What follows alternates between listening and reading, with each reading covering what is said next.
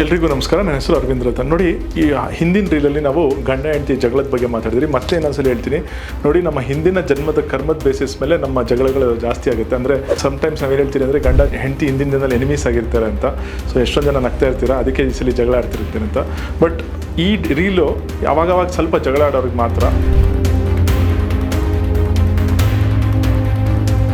ನೋಡಿ, ಅಕಸ್ಮಾತ್ ನಿಮ್ಮ ಮಾಸ್ಟರ್ ಬೆಡ್ರೂಮ್ ನೋಡಿ, ನಾವೇನು ಹೇಳ್ತೀವಿ ಅಂತಂದರೆ ಮನೇಲಿ ಗಂಡ ಹೆಂಡತಿ ಅವ್ರದ್ದು ಹಿರಿಯರನ್ನ ನಾವು ಸೌತ್ ವೆಸ್ಟಲ್ಲಿ ಮಲಗಿ ಅಂತ ಹೇಳ್ತೀವಿ.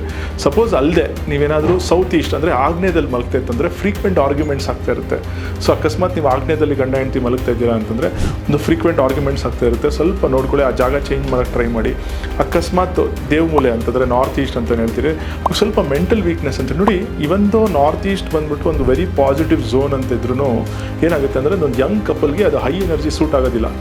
ಸೊ ಆ ನಾರ್ತ್ ಈಸ್ಟಲ್ಲೂ ಮಲಗಬಾರ್ದು. ಅದೇ ಥರ ಈಸ್ಟಲ್ಲಿ ಮಲಗ್ತಾ ಇದ್ದಾರೆ ಅಂದ್ಕೊಳ್ಳಿ. ಫಾರ್ ಎಕ್ಸಾಂಪಲ್ ಗಂಡ ಹೆಂಡತಿ ಈಸ್ಟಲ್ಲಿ ಮಲಗ್ತಾ ಇದ್ದೀರಾ ಅಂತಂದರೆ ಸ್ವಲ್ಪ ಫ್ರೀಕ್ವೆಂಟ್ ಸಿಕ್ನೆಸ್ ಬರ್ತಾ ಇರುತ್ತೆ.